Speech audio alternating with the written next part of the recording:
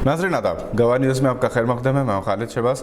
Barrister Asad Owaisi MP और सदर कुल हिंद मजलिस इत्तेहादुल मुस्लिमीन ने मुसलमानों के साथ दोहरा रवैया इख्तियार करने का इल्ज़ाम आयद करते हुए कहा कि फिल्मी अदाकारा कंगना रनौत ने अलल-ऐलान मुजाहिदीन आज़ादी की तौहीन की। इन्होंने कहा था कि 1947 में आज़ादी भीख में मिली थी, असल आज़ादी 2014 में मिली है। अगर ये अल्फाज किसी मुसलमान ने कहे होते तो इसके खिलाफ देश से गद्दारी का मुकदमा दायर हो जाता। हद तो ये हो गई कि एक मोहतरमा को हमारा हाईएस्ट सिविलियन अवार्ड दिया गया। वो मोहतरमा टीवी के इंटरव्यू में कहती हैं कि देश को आजादी 2014 में मिली, 2014 में मिली। नहीं, थालियां मारने के लिए नहीं, सोचने बता रहा हूं। देखो आप, अगर वो बात मुसलमान कहता तो अब तक उस पर UAPA लग जाता। अगर वो बात मुसलमान कहता तो UAPA लग जाता। उसको जेल में डालने से पहले पुलिस स्टेशन में ले जाकर उसके घुटने के बाजू हजरत पुलिस एक छोटी सी गोली मारती उसको और बोलते तूने गद्दारी की। मगर वो रानी है, आप महाराजा हैं, कोई कुछ नहीं करता। वो क्वीन है और आप कोई किंग है, आप कुछ नहीं करते। क्यों नहीं करते?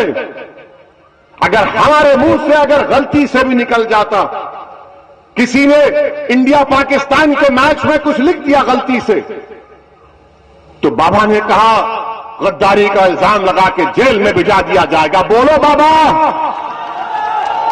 मैं उत्तर प्रदेश के मुख्यमंत्री से पूछ रहा हूं, मैं देश के प्रधानमंत्री नरेंद्र मोदी से पूछ रहा हूं, क्या देश 47 में आजाद हुआ या 2014 में आजाद हुआ? बताओ। और अगर यह गलत है तो क्या देश के प्रधानमंत्री और उत्तर प्रदेश के मुख्यमंत्री गद्दारी का इल्जाम लगाएंगे सेडेशन का? क्या सेडेशन सिर्फ मुसलमानों के लिए? क्या सेडेशन सिर्फ नौजवान तालिब इल्म और तुलबा के लिए? क्या सेडेशन किसके लिए फिर? और फिर इससे बढ़कर बात यह कि यह संविधान के खिलाफ है। कैसे खिलाफ है? भारत के संविधान में एक फंडामेंटल राइट्स है, हुकूक है, और एक ड्यूटीज है।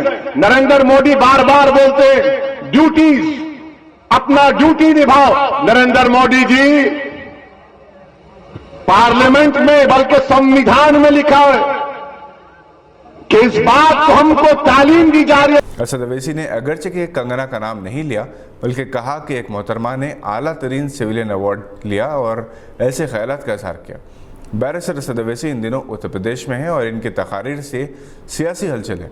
इन्होंने मोदी हुकूमत की तरफ इशारा करते हुए कहा कि कंगना एक क्वीन है और आप किंग हैं, इसलिए आप कुछ नहीं करते। याद रहे कि कंगना फिल्म क्वीन की हीरोइन है।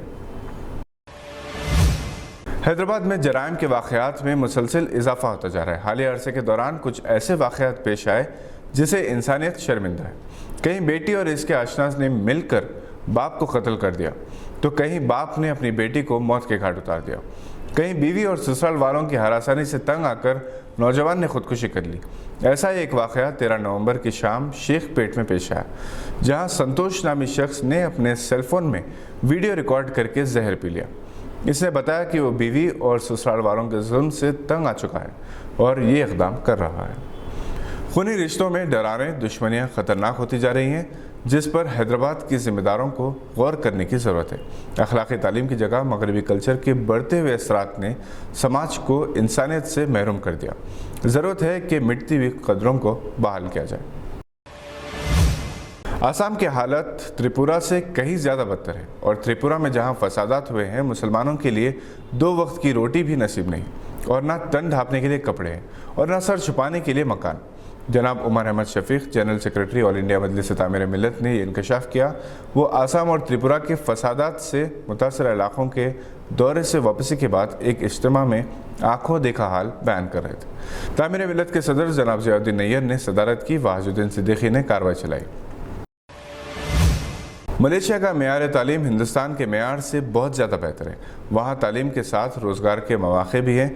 ख़ास तौर पर इस्लामिक बैंकिंग के लिए मलेशिया सारी दुनिया में जाना जाता है। यहाँ की डिग्री सारी दुनिया में कबूल की जाती है। ये बात प्रशांत ने बताई, जो इन्फिनिटी एजुकेशन कंसल्टेंट्स के डायरेक्टर हैं। मीडिया प्लस ऑडिटोरियम में एक सेमिनार से खिताब करते हुए कहा कि मलेशिया अगरचे के मुस्लिम मुल्क है, मगर इसकी मजहबी रवादारी, सेकुलर किरदार मिसाली है। वहाँ किसी को किसी के मजहब के खिलाफ बोलने की इजाज़त नहीं। इस सिलसिले में सख्त क़वानीन है। इस सेमिनार से मुमताज़ माहिर तालीम जनाब M.A. हमीद, मोहतरमा महर उमर और प्रोफेसर M.A. अनवर ने भी खिताब किया। न्यूजीलैंड T20 वर्ल्ड कप भी ना जीत सका। फाइनल में ऑस्ट्रेलिया के खिलाफ इसे 8 विकेट से शिकस्त हो गई। हिंदुस्तान और पाकिस्तान के टूर्नामेंट से इखराज के बाद T20 वर्ल्ड कप फाइनल से दिलचस्पी बाकी नहीं रही थी। ऑस्ट्रेलिया ने पहली बार T20 चैंपियनशिप जीती। वार्नर को मैन ऑफ द टूर्नामेंट करार दिया गया, जबकि बाबर आजम इससे ज़्यादा मुस्तहक़ थे। ऐसे ख़यालात का इजहार सोशल मीडिया पर क्रिकेट शायकीन की जानिब से किया जा रहा है। बाबर आजम ने 5 मैचेस में 300 रन बनाए, जबकि वार्नर ने 6 मैचेस में 289 रन बनाए। इन्हें वर्ल्ड कप विनर टीम के रुकन होने का फ़ायदा हुआ है।